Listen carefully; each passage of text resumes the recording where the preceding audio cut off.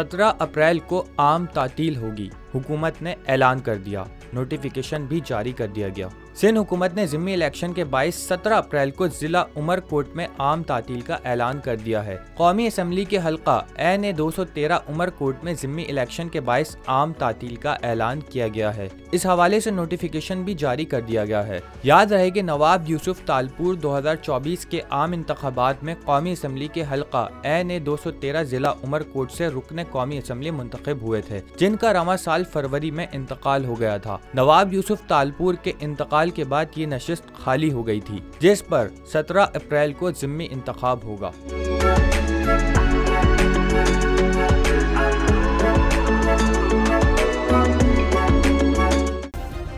Subscribe करें और bell दबाएं ताकि कोई खबर रह न जाए।